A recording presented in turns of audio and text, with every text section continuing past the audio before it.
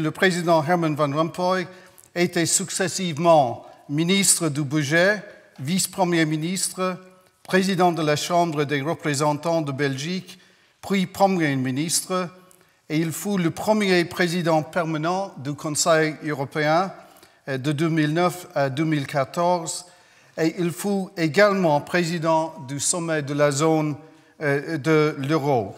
Il a été nommé ministre d'État et il est le président de European Policy Center depuis 1er septembre 2015. Donc, Monsieur le Président, vous avez la parole et merci infiniment pour votre présence virtuelle à Lausanne cet après-midi.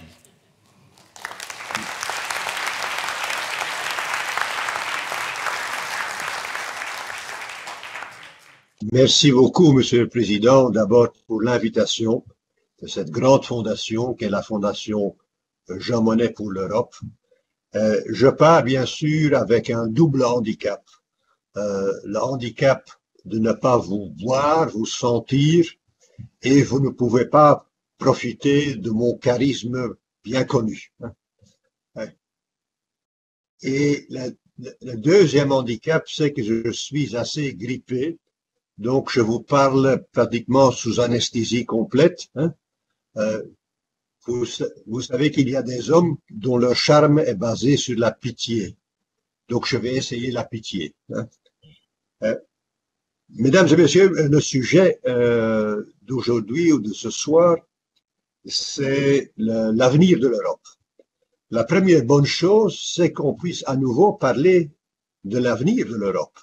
Il y a quelques années, on considérait que l'Europe n'avait plus d'avenir. Et donc maintenant, on peut en parler. Et pourquoi peut-on en parler et pourquoi doit-on en parler?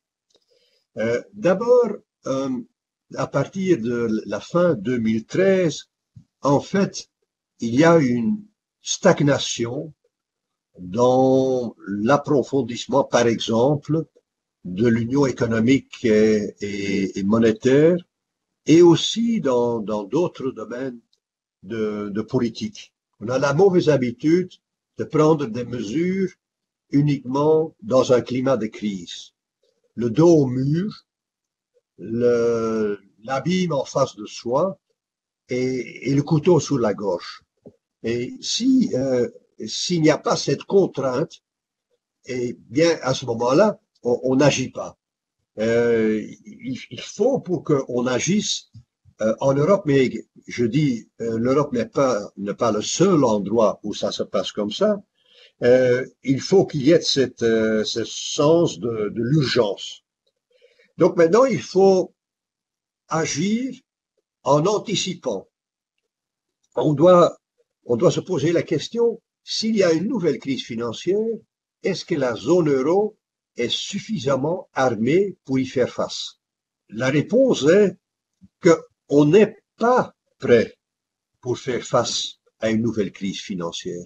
2015-2016. On a eu 2 crises existentielles en quelques années. Et on a ici aussi, on a pris en pleine crise des mesures sans précédent, entre autres sur la protection de nos frontières extérieures, entre autres avec le grand accord qu'on a conclu avec la Turquie, qui tient toujours, parce qu'il est dans l'intérêt mutuel. Mais en tout cas, on doit se poser la question, est-ce qu'on est suffisamment prêt pour faire face à une éventuelle nouvelle crise migratoire? Notre voisin le plus proche, c'est l'Afrique. L'Afrique et le Moyen-Orient, 2 sources de migration. L'Afrique, comme vous le savez, a maintenant 1 milliard d'habitants. Elle aura, en fin de parcours, en fin de siècle, 4 milliards d'habitants. Avec, bien sûr, encore un grand handicap quant au niveau de vie par rapport à l'Europe. Et donc, est-ce qu'on doit ici aussi ne pas anticiper? Et bien sûr, on doit encore davantage protéger nos frontières extérieures. On doit avoir une politique plus commune, je ne dis pas commune, mais plus commune en matière d'asile et de migration. Et on doit avoir aussi davantage de solidarité, ce qui nous a durement manqué pendant la crise des réfugiés en 2015 et 2016. Et ce débat, hélas, continue. Donc, il y a cet aspect d'anticipation qui est absolument capital.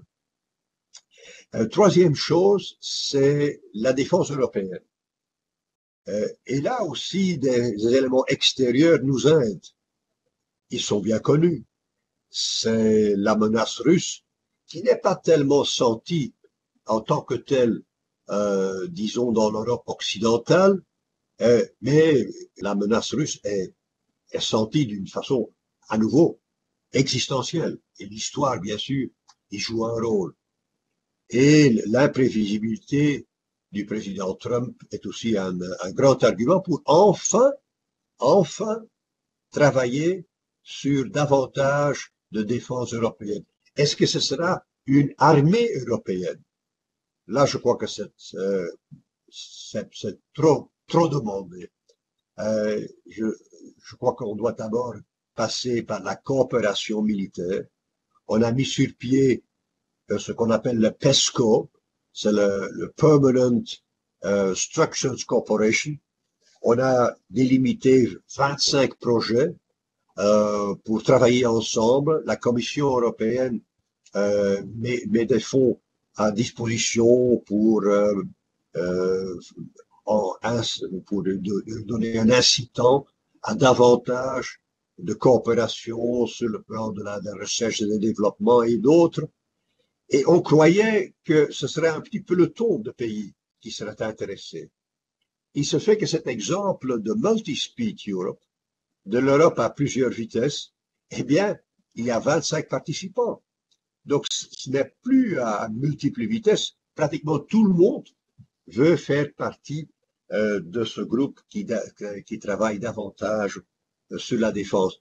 Il se fait aussi que on s'est mis d'accord sur ce PESCO, sur cette forme de coopération renforcée, avant même qu'on entame la discussion de fond sur l'approfondissement de la zone euro, de la zone Schengen et de l'Union européenne en tant que telle. Tellement le besoin s'est fait ressentir. Et donc c'est une bonne chose. Bien sûr, tout dépend de l'exécution, de implementation, comme on dit.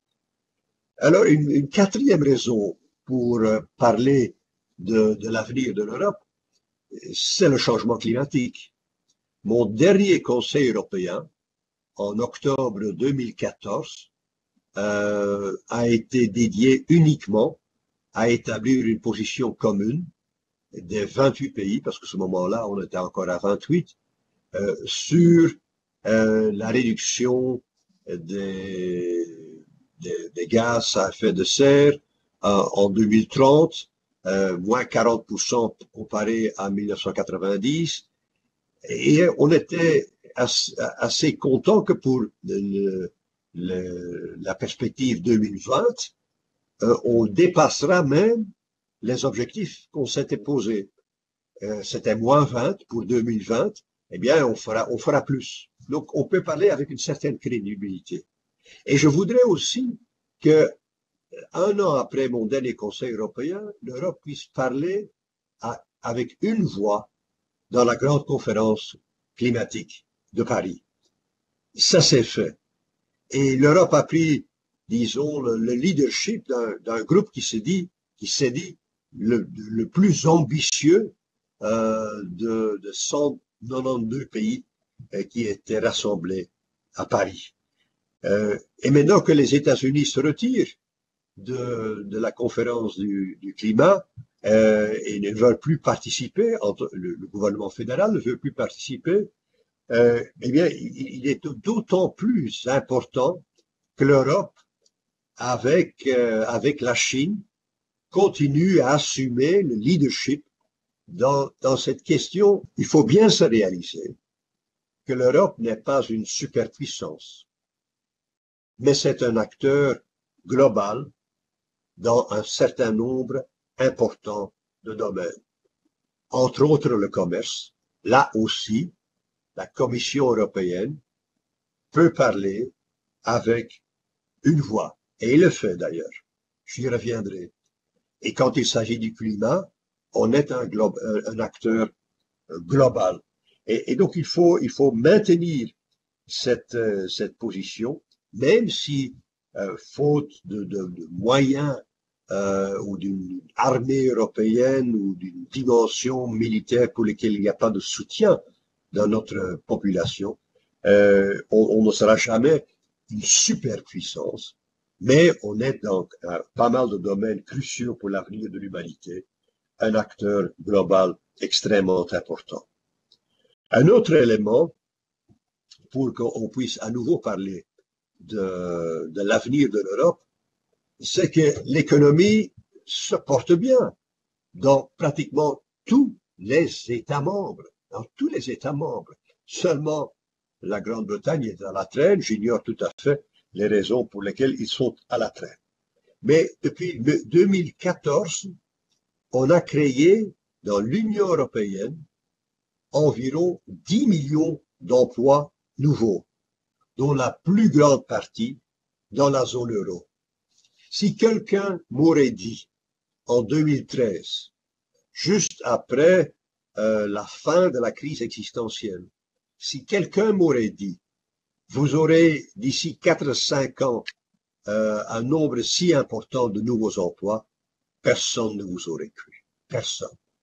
Notre croissance économique par tête d'habitant est depuis 2-3 ans maintenant plus important qu'aux États-Unis. Bien sûr, on avait un décalage, bien sûr, il y a eu un moment, un mouvement de rattrapage, mais quand même, c'est assez étonnant. Est-ce que tous les problèmes sont résolus? Bien sûr que non. Et dans pas mal de pays, le niveau de chômage, surtout pour les jeunes, reste à un niveau exceptionnellement élevé et en fait inacceptable. Mais ici aussi, il faut se réaliser ce que peut apporter l'Europe. Bien sûr, dans beaucoup de domaines, la politique nationale reste extrêmement importante. Et ici aussi, quand il s'agit de croissance économique et de la politique spécifique de l'emploi. Mais il y a une dimension européenne qui est tout aussi importante. D'abord, bien sûr, c'était de restaurer la stabilité de la zone euro. Sans la restauration de la stabilité, il n'y avait pas de croissance possible. On l'a fait. On est en train de travailler lentement mais sûrement, il se peut que ce soit trop lentement aussi, sur le marché unique dans le domaine numérique, dans le domaine de l'énergie. Notre marché unique reste un atout extrêmement important et une source potentielle de croissance et d'emploi. Il y a le plan Juncker pour les investissements stratégiques. Il est en bonne voie et on espère de réaliser 500 milliards d'euros de nouveaux investissements dans des secteurs à risque d'ailleurs. C'est pour ça que ce fonds a été créé pour un petit peu alléger le risque pour les entreprises. Donc on a cet instrument de 500 milliards d'euros pour de nouveaux investissements stratégiques. Il y a notre politique de libre-échange. On a conclu un accord avec le Canada. On vient de conclure un accord avec le Japon, l'accord le plus important que l'Union économique, l'Union européenne a conclu depuis sa fondation. Je viens de voir hier la commissaire au commerce extérieur. Elle va tout prochainement à Rio de Janeiro pour, pas encore finaliser, mais donner un coup de pouce à l'accord possible avec les Mercosur, c'est-à-dire principalement avec l'Argentine et avec le Brésil, ce qui elle ne désespère pas du tout. de conclure un accord. Et ici aussi, la Commission européenne parle au nom des 28 pays. Même si dans certains pays, il y a certaines hésitations, des questions, etc. Mais on maintient le cap. Mais on maintient le cap. Et bien sûr, tout ça est extrêmement important pour une politique de croissance. Et c'est important sur le plan géopolitique. La Chine est aussi très présente en Amérique latine. Donc, si l'Union européenne peut conclure un accord avec ces deux grands pays, l'Argentine et le Brésil, c'est une importance capitale. L'accord avec le Japon, eh bien, l'accord ne serait jamais fait si vite sans que le président Trump a laissé tomber le Trans-Pacific Partnership le premier jour de sa présidence. Et donc, c'est une bonne chose que l'Union européenne et le Japon se sont trouvés ensemble et dire, bien, si les Américains nous abandonnent, nous continuons, nous continuons. Et il y a aussi d'autres pays qui attendent la conclusion d'un accord, entre autres le Vietnam, avec lequel on a pratiquement finalisé. Le Vietnam est un pays avec de 100 millions d'habitants, on négocie aussi avec l'Indonésie. Et on ne sait jamais, un jour ça se fera aussi avec l'Inde. À mon avis, il faut donner de nouvelles ambitions à l'Union européenne. Il faut donner une nouvelle énergie à l'Union européenne. Il ne faut pas réinventer l'Europe. L'Europe est là. Et on a un traité conclu après des années de négociations. On a le traité de Lisbonne. Il faut donner une impulsion à l'Europe. J'y reviendrai encore tout à l'heure. Pour moi, le débat sur plus ou moins de l'Europe n'est pas le bon débat. Ça ressemble à un débat idéologique. Si on pose la question à pas mal de gens, est-ce que vous êtes partisan de plus d'Europe ou de moins d'Europe?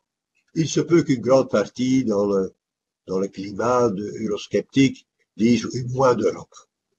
Mais si on pose la question, oui, mais on a besoin d'une union économique et monétaire plus forte pour résister à une crise éventuelle. Et bien sûr, il faut rendre la zone Schengen plus solide pour faire face à une crise migratoire.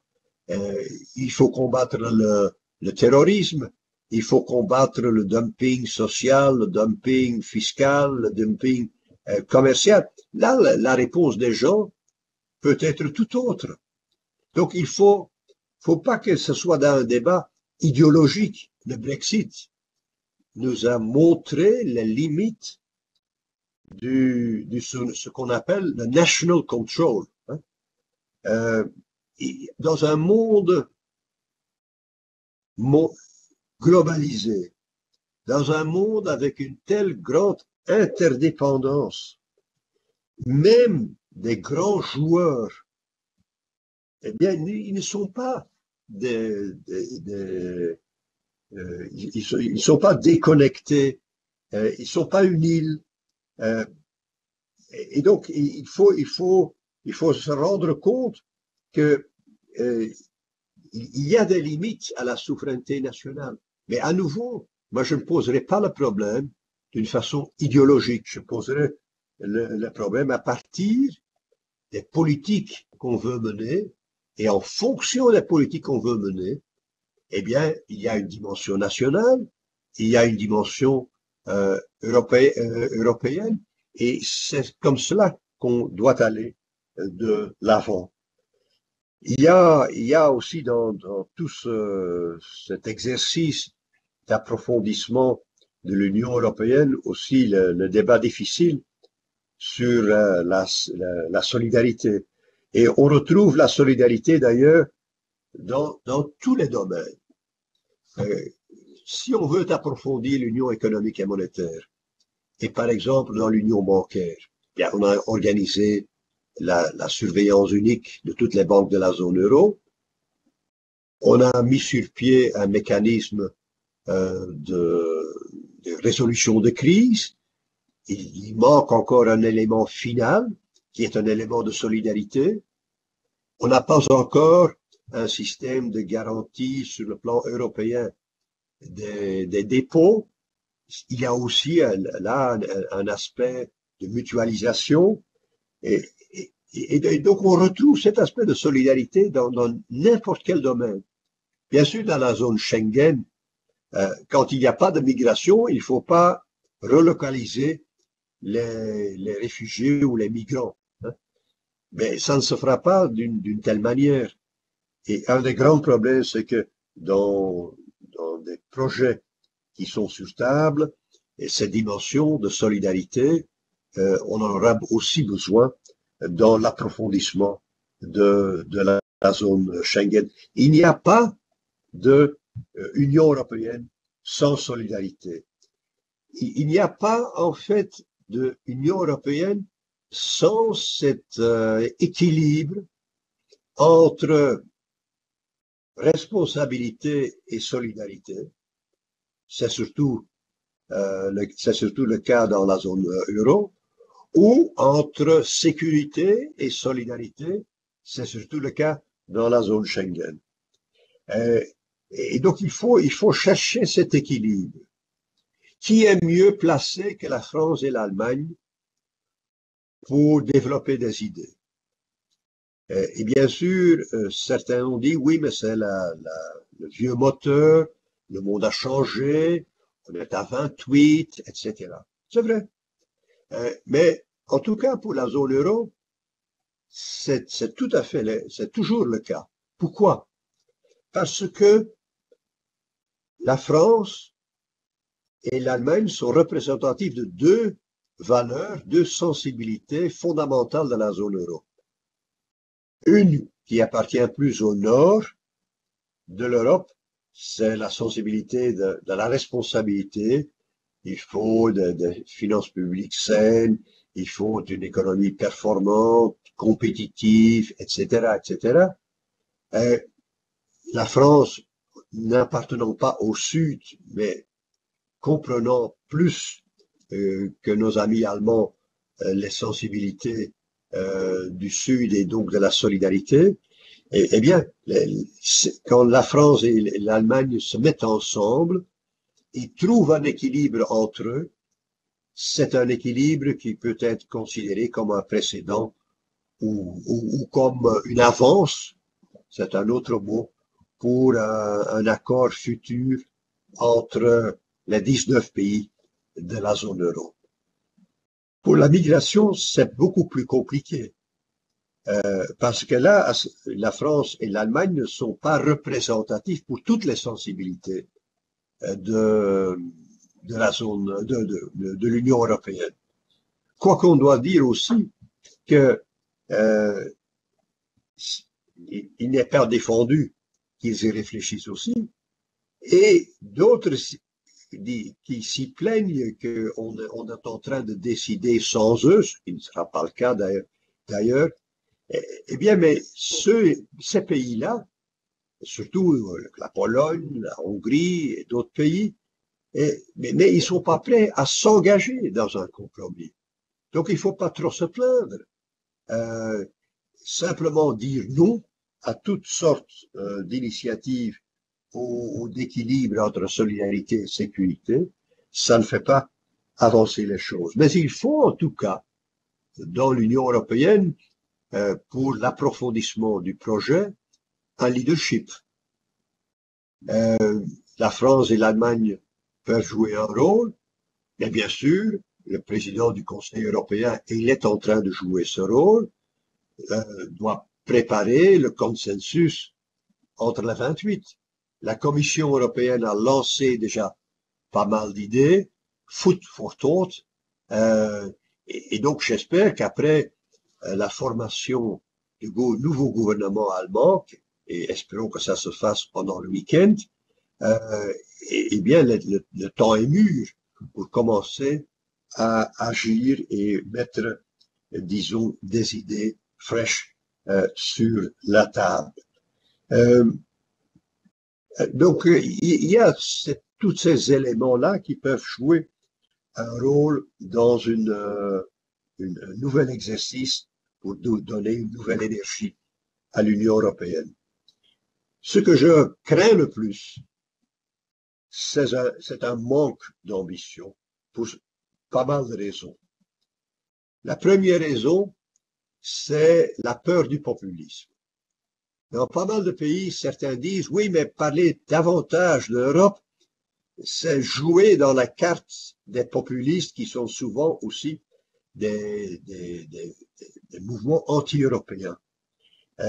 Et donc, on va pas leur donner des arguments pour développer encore davantage un discours anti-européen. Et donc, certains pays disent systématiquement non, entre autres dans l'Europe occidentale. Ne croyez pas que c'est uniquement dans d'autres parties de l'Europe que ça se fasse. Mais si dans quelques années, on n'a pas de résultats en termes, ou pas suffisamment de résultats en termes de migration, en termes de terrorisme, en termes de réchauffement climatique, en termes d'emploi et d'autres, eh bien, on fera le reproche qu'avez-vous fait entre-temps? Qu'avez-vous fait de ce window of opportunity, de ces quelques années qui nous étaient mis à la disposition par le président Macron et qui a vaincu les populistes en France? Eh bien, qu'est-ce que vous avez fait de cette fenêtre d'opportunité? N'ayez pas peur, mais certains de nos collègues ou anciens collègues au Conseil européen ont peur. Et en fait, leur position est qu'il faut pas prendre de risques. Quand je dis ma crainte est le manque d'ambition, je peux aussi employer un mot plus doux, hein, un mot qui n'est pas inspiré par la peur, mais sur une certaine risk aversion, hein, éviter le risque. Et en fait, eux disent, mais où est le problème? L'économie marche bien, il n'y a pas de crise migratoire, les pays, les citoyens de nos pays ont besoin de stabilité après la crise multiple. Et donc, où est le problème? Où est le problème? Est-ce qu'on ne peut pas continuer comme on continue? Ma réponse, je ne vais pas la répéter, c'est que cette fois-ci, il faut anticiper. Mais j'ai aussi de mon expérience quelque chose que je voulais vous communiquer aussi. Moi, j'étais ministre du budget dans les années 90. Et j'ai beaucoup appris de l'effet boule de neige. Si on postpose de prendre des mesures en termes de déficit public et de dette publique, eh bien, les problèmes se gonflent, augmentent, et on crée un effet de boule de neige. Et l'effort pour rectifier le tir est d'autant plus grand. Et d'autant plus grand. Et c'est aussi un exemple qu'on peut utiliser pour, par exemple, dans le climat, le plus qu'on attend, le plus dur ça sera. Mais il faut vaincre ce sentiment de peur et ce sentiment d'éviter des risques, et on peut uniquement le combattre et aller au-delà s'il y a du leadership.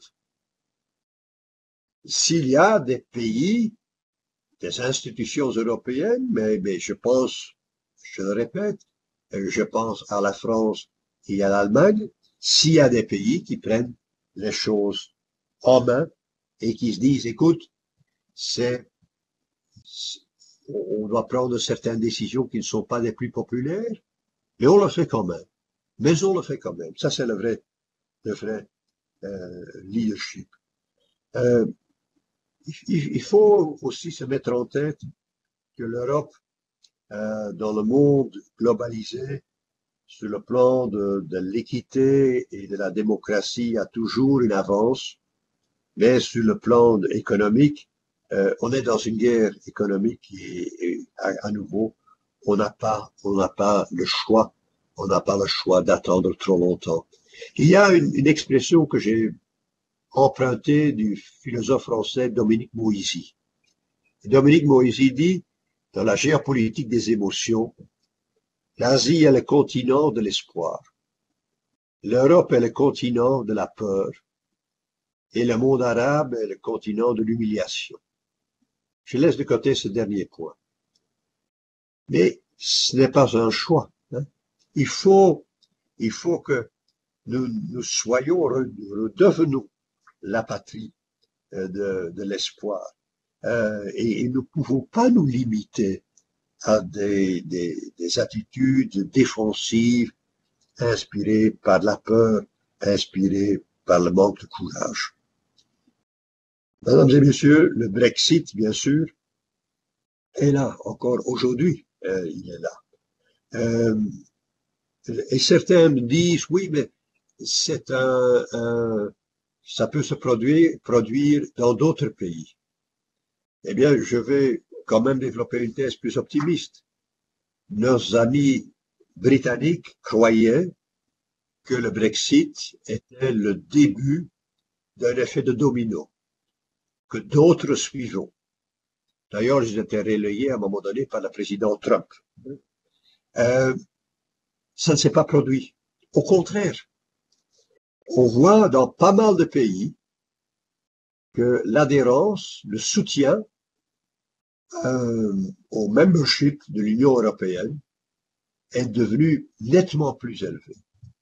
Même dans un pays comme les Pays-Bas, qui ne sont pas des plus européens, il y a une nette augmentation du soutien à l'adhésion de l'Union européenne. Est-ce que ça veut dire qu'on est dans une situation d'euphorie? Naturellement pas. Hein. Il ne faut jamais exagérer.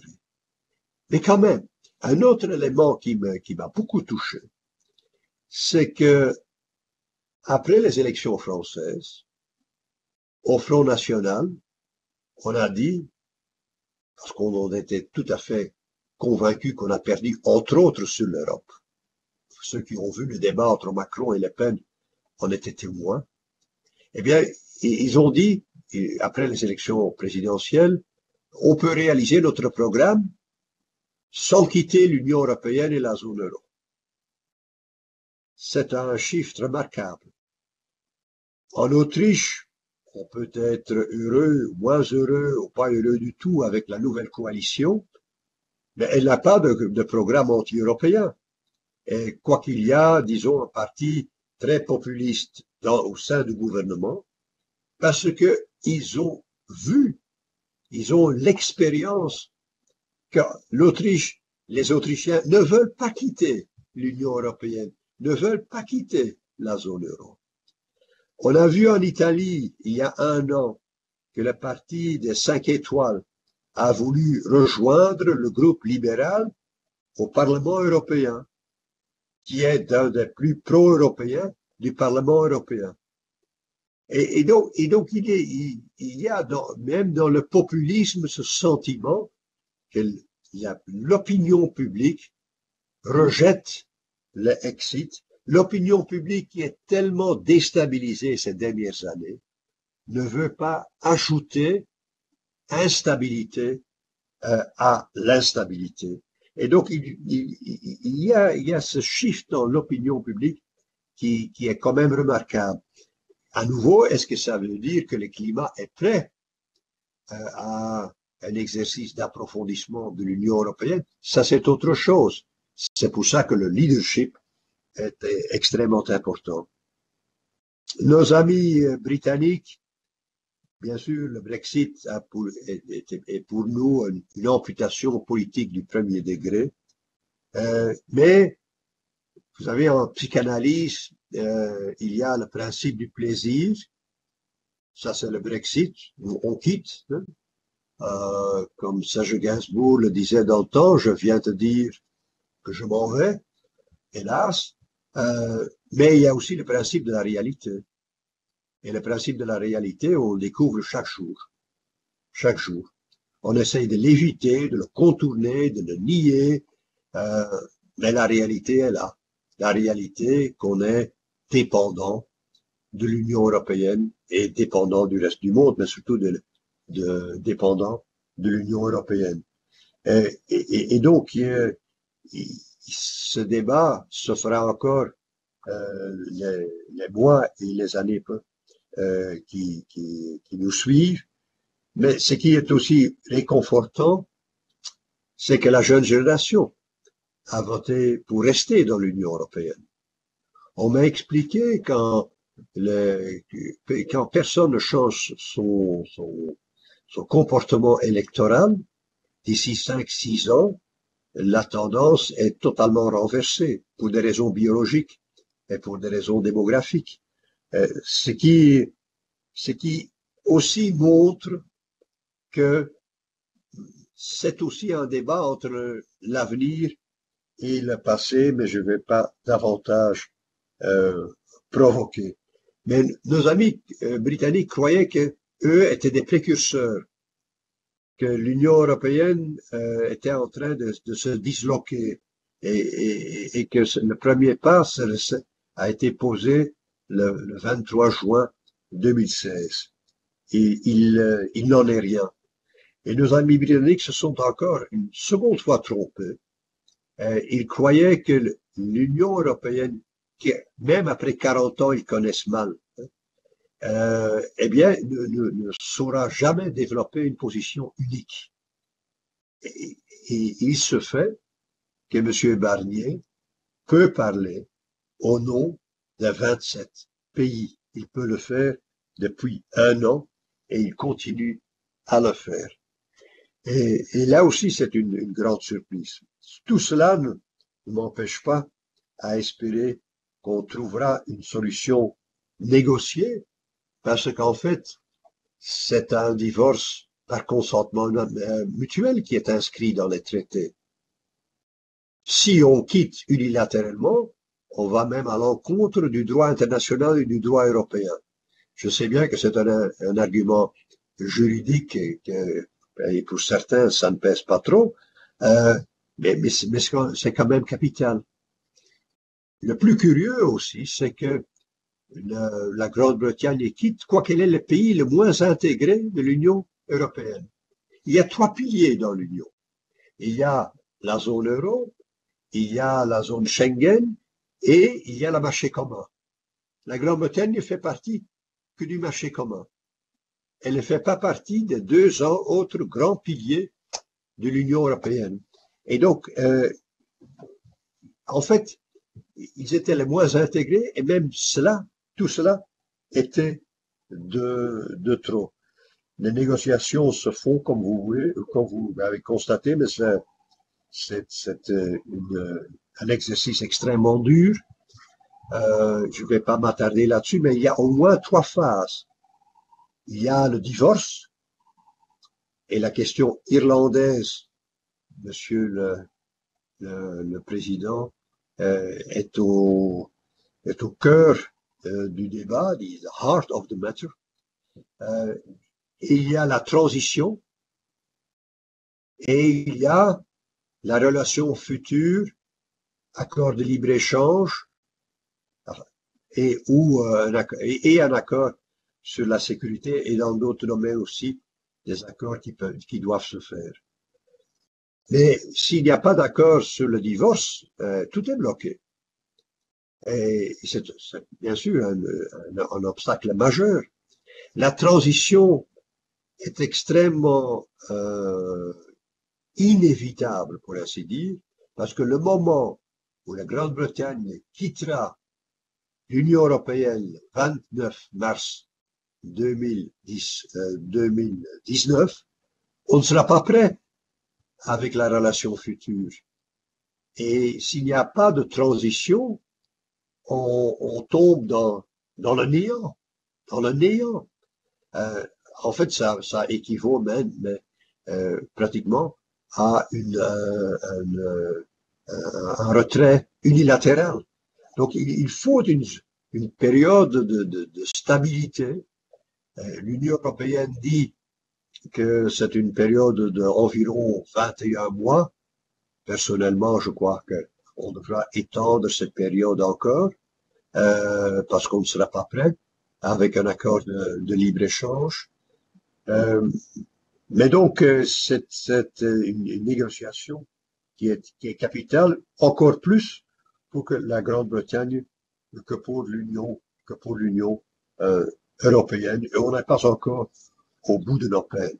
Mais le Brexit ne peut pas nous empêcher à continuer à penser à l'élargissement de l'Union européenne. On est en train de négocier avec la Serbie, on va le faire avec l'Albanie, on négocie déjà avec la Monténégro. Donc il faut continuer. Et pour le Balkan occidental, c'est assez capital, parce qu'il y va de la paix, il y va aussi de la géopolitique, l'influence de la Russie, les ambitions et les appétits de la Turquie sont énormes dans cette région. Et en fait, eux savent que dans le Balkan occidental, qu'il y a vraiment à la fin du parcours qu'une grande option, c'est l'Union européenne. Certains pays sont déjà membres, la Slovénie et la Croatie. Comme je viens de dire, on a dans le pipeline, on a la Serbie, le Monténégro, l'Albanie. Bien sûr, ils doivent rencontrer tous les critères. Il ne s'agit pas uniquement d'une opération politique. Il faut aussi que toutes les garanties soient prises, certainement après les mauvaises expériences quant à la démocratie qu'on a dans certains pays déjà membres de l'Union européenne. Donc, on ne peut pas prendre davantage de risques, mais ce n'est pas parce qu'on perd un membre, enfin, on verra, qu'un jour, qu'on doit oublier à penser à l'élargissement. Du temps que moi j'étais président du Conseil européen, on disait, oui, mais il y a un enlargement fatigue, hein. Donc on veut plus entendre parler de l'élargissement. Mais on a accueilli la Croatie, même en parlant tout le temps de l'enlargement fatigue. Et il faut aussi dire, et je l'ai dit hier encore à Varsovie, que il faut bien se réaliser, et le Brexit, comme je l'ai dit, est un exemple, que en fait, dans le monde actuel, un pays seul ne peut pas avoir de l'influence. Il faut avoir des alliés, il faut avoir des amis. La Premier ministre britannique a parlé à Davos, tout près de chez vous. Elle a pratiquement parlé devant une salle vide, m'a-t-on dit. Pourquoi? Non pas parce que la Grande-Bretagne est devenue plus petite, elle compte toujours 60-70 millions d'habitants, mais elle ne fait plus partie du club. Et certains, et beaucoup d'ailleurs, dans le monde, leur donnaient une grande importance à la Grande-Bretagne parce qu'elle était membre du club, même si nous savons qu'elle était un membre qui n'était pas très intégré. Et si le président français a été reçu à Davos comme une vedette mondiale, c'est parce que la France fait partie de l'Union européenne et avait l'ambition et a l'ambition de jouer un rôle beaucoup plus important dans l'Union européenne. Donc il faut se réaliser aussi au sein de l'Union européenne. Ceux qui croient qu'il ne faut pas davantage intégrer et qu'il y a des limites, disons, à l'intégration et à la coopération,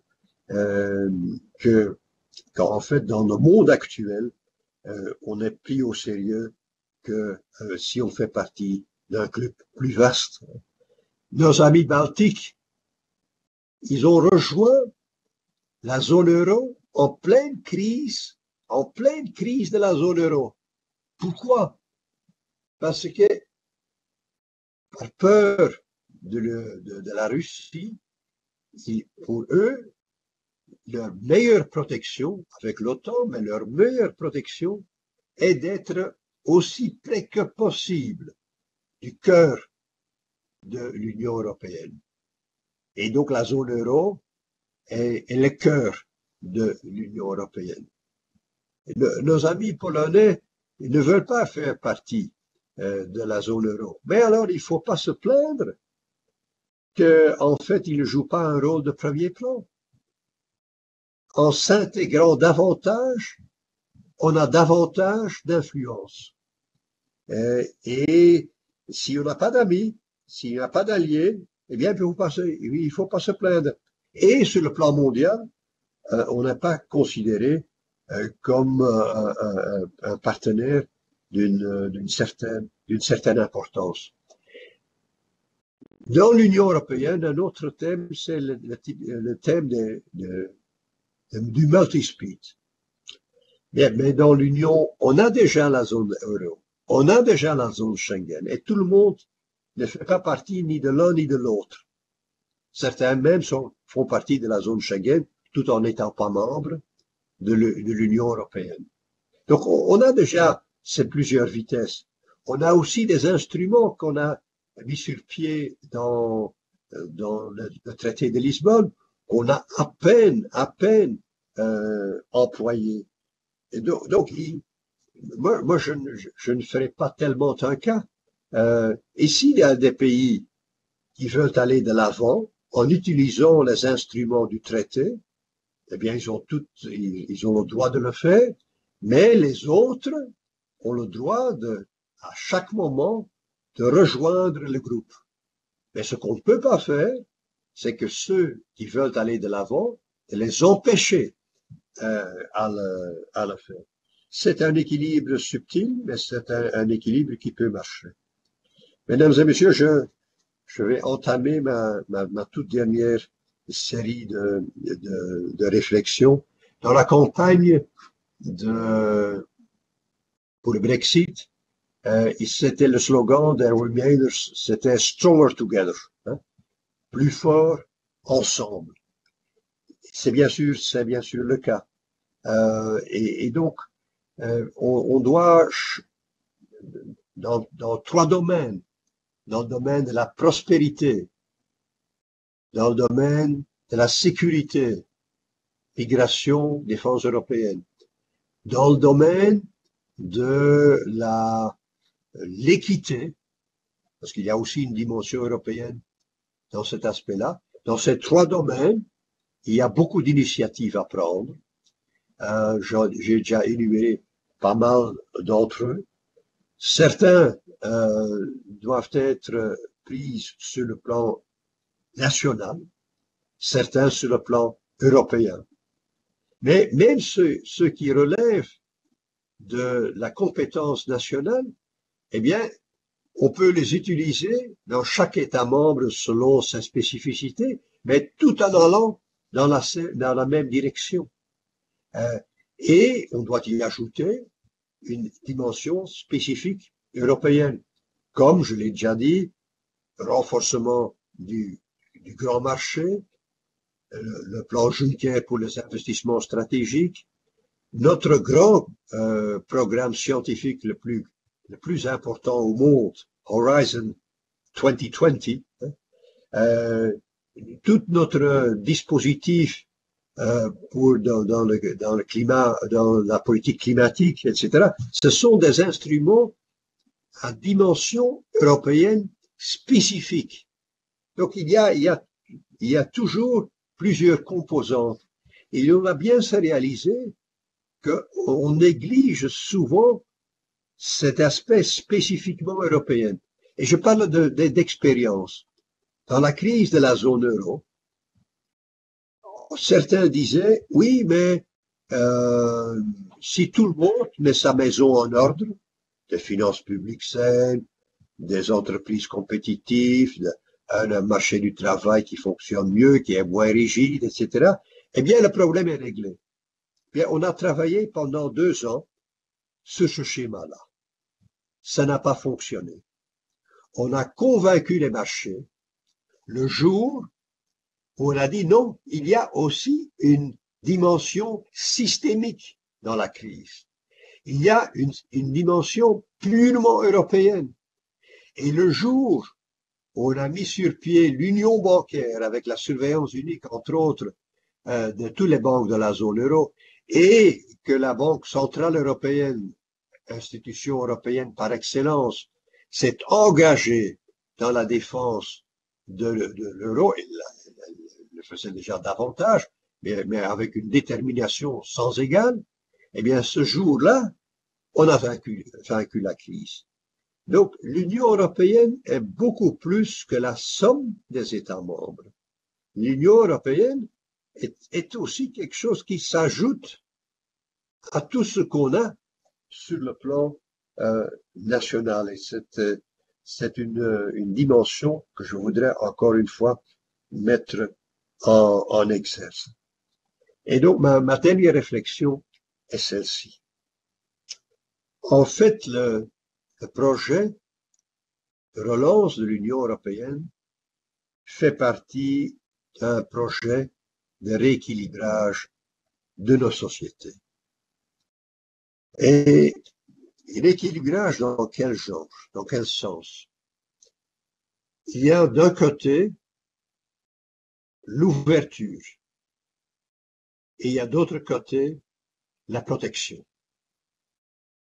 Là, il y a une très belle paire de mots que j'aime beaucoup, c'est space and place.